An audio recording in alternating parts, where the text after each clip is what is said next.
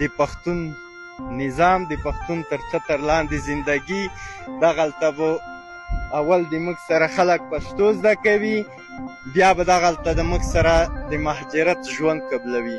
نو قربان د شمه دغه د تا ته ډالۍ وي چې ټول لنډغر او کلابیانو ته ورسیږي. این فرد که گفته می شود یک فرمانده برجسته گروه طالبان است، با ثبت این ویدیو در ولایت پنجشیر به زبان پشتو میگوید که تاجیک ها و پنجشیری ها باید اول زبان پشتو را بیاموزند و بعد به عنوان مهاجر می توانند زیر چتر نظام پشتون ها یا افغان ها زندگی کنند و این صدا باید به گوش همه کلابیان برسد. السلام علیکم و رحمت الله و برکاتو. شهبانه دغه د تا ته ډالۍ وي، دغه د پنجشیر ولایت دغلته یو نظام د پښتون تر چتر لاندې زندگی دغلته به اول د موږ سره خلک پښتو زده کوي، بیا به دغلته د موږ سره د مهاجرت ژوند قبلوي. نو قربان د شمه دغه د تا ته ډالۍ وي چې ټول لنډغر او کلابیانو ته ورسیږي. ډیره مننه قربان. السلام علیکم و رحمت الله و برکاتو. شهبانه دغه د تا ته ډالۍ وي، دغه د پنجشیر ولایت دغلته یو نظام د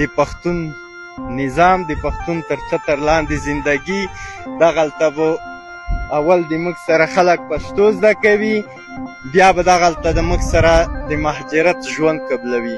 نو قربان د شمه دغه د تا ته ډالۍ وي چې ټول لنډغر او کلابیانو ته ورسیږي. ډیره مننه قربان. این نوار در زیر پرچم سفید محمدی ثبت شده است، جایی که داد از نظام اسلامی زده می شود و در آن تعصب و قوم پرستی مردود است. اما فرمانده طالبان با این صراحت علیه تاجیک ها حرف زده است. این فرمانده طالب که در مورد هویتش تبصره‌های مختلفی وجود دارد، به تازگی به پنجشیر رفته و با انتشار یک نوار ویدیویی جنجال برانگیز به تاجیک ها اهانت کرده و گفته که باید تاجیک ها در زیر پرچم حکومت افغانی یا پشتونخوا پشتو بیاموزند و بعد به عنوان مهاجر در قلمرو این نظام زندگی کنند. موضوعی که واکنش های مختلفی را به دنبال داشته است. ناظران میگویند انتشار این نوار ویدیویی پرده از نیت اصلی طالبان افغان برداشته که با پوشش اسلامی اهداف قومی خود را دنبال میکنند. اما حمید خراسانی طالب پنجشیری به دفاع از گروه طالبان برخاسته و گفته که این فرد از افراد اشرف غنی است و هیچ ربطی به گروه طالبان ندارد. که بنا به اطلاعات دقیق ما از جمله افراد جمهوریتی و از مامورین غنی خبیث و پیروانش است که چون این یک دیدگاهی را با اختلافات و دامن میزنه بین امت مسلمان در رسانه ها و در صفحات و میدیا نشر شده که برای مردم مسلمان مجاهد و آزاده پنجشیر که حامی واقعی اسلام و یک نظام اسلامی هستند، اینها توهین آشکار و الفاظ زشت و نامناسبی را برای مردم میگن. بنابر تماسایی که ما با دوستا و مسئولین داشتیم، رهبری محترم امارت اسلامی برادرها و دوستا وعده جدی دادن که خبیث شناسایی و گرفتار و مجازات محکمه میشه. قوم و وطندارای ما مردم پنجشیر مطمئن باشند که بدون تملق و چاپلوسی ما آدمی نیستیم که بخاطر مقام و منصب و زراندوزی و هیچ چیزا ما حرف بزنیم. در رهبری امارت اسلامی برادرها این گپا نیست. در صف واقعی مجاهدینی که واقعا مسلمان و مجاهد هستند این گپا نیست. امت مسلمان یک امت واحد است. معیار برتریت در بین امت مسلمان نظر به ارشادات الهی تقوا و پرهیزگاری است.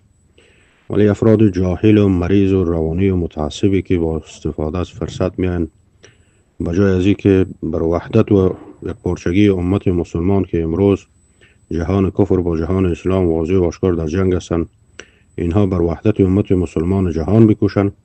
اینها میان در بین امت مسلمان، در بین مردم مسلمان مجاهد آزاده افغانستان میخواهند که به تحریک استخبارات اجنبی، به تحریک مردمان بیگانه اینها نفاق و بدبختی را دوام بزنند. بنان به افراد جاهل، به افراد متعصب، به افراد قوم پرست، به افرادی که اینها مرضی هستند در قلبشان، نظر به حدیث شریف مرض تعصب بر اینها فرصت ندین. و باز هم ما امیدوار هستم بنابر وعده که رهبری امارت اسلامی و برادرها بر ما دادن، این فرد مجازات و محکمه و گرفتار شد تا پند و عبرت شد برای کسانی که ایتو مسائل قومی و مسائل نشنالیستی و زبانی را دامن میزنند. ما بازم یادآور میشم برای قوم و وطندارا که بدون چاپلوسی و تملق در سطح رهبری در بین مجاهدین واقعی امارت اسلامی این موارد کاملا هرگز وجود نداره و در بین مسلمان ها یک اخوت و برادری است. این افراد علوم جمهوریت و افراد وابسته به غنی و پیروان متعصب جاهلش است که در 20 سال تعصبات قومی را در بین امت مسلمان دامن زدن. بابا و اقوام گذشتگان ما و شما در این خاک و وطن و ملک سرزمینی که این مربوط به رب العالمین است. هیچ کسی دعوا کردن نمیتواند به گوش واز بشنود که این ملک از ماست و وطن از ماست. این ملک رب العالمین است. خاک و وطن همگی مربوط به حاکم حقیقی رب العالمین است و همگی را خداوند پیدا کرده برای عبادت در این سر زمین و با قوم و قبیله های مختلف و شعبه های مختلف که مردم رب العالمین نظر به ارشادات حقش که یا ایها الناس انا خلقناکم من ذکر و انثى وجعلناکم شعوبا و قبایل لتعارفوا، در همین آیت متبرک در آخرش رب العالمین لطف و ارشادات میفرماید که عند اکرمکم عند الله یتقاکم. ای مردم ما شما را از قبیله قوم زبان های مختلف نژادهای مختلف پیدا کردیم برای تفکیک یعنی شناخت از یکدیگر، ولی بهترین شما رب العالمین میفرماید که متقی ترین شماست. نگفتد که تاجیکی، نه پشتونی، نه ازبکی، نه هزاره، نه ایماقی، نه سیاه پوستی، نه سفید پوستی یکی بر دیگر برتریت و بهتریت ندارد، بلکه معیار برتریت در تقوا و پرهیزگاری و ایمانداری است. بنابراین از برادران مجاهد در سراسر افغانستان خواهش میکنیم که از مسئولین محترم جناب والی صاحب گرامی، قماندان صاحب و رئیسای محترم استخبارات به خصوص که ریاست عمومی محترم استخباراتی موارد مربوط بهشان میشه بیشتر متوجه میشن که همچو افراد متعصب و جاهل بیدینه هر کسی به هر مقام و به هر سمتی باشد قطعا اجازه ندهند. فقط وحدت امت مسلمان امروز به کار است. شما واضح و آشکار میبینید که جهان کفر در برابر جهان اسلام در جنگ است و به جای از اینکه متحدی و اتحاد و یکپارچگی خود حفظ کنیم و جهان اسلام متحد بسازیم، همچون افرادی مید به قلب مردم بر یک مردم مجاهد و مسلمان قلب از اونها را جریحه دار می سازد. این مربوط به دولت و نظام وطندار قومای پنشیر ماهی افراد جاهل نمیشد. اینا مطمئن باشه این مجاهد امارت اسلامی است و نه مربوط هر کسی که یک لنگی زد و یک ریش ماند و یک کلاه را به سر کرد خود مجاهد نیست یا به زبان عامیانه شما خود طالب امارت اسلامی نمیشه.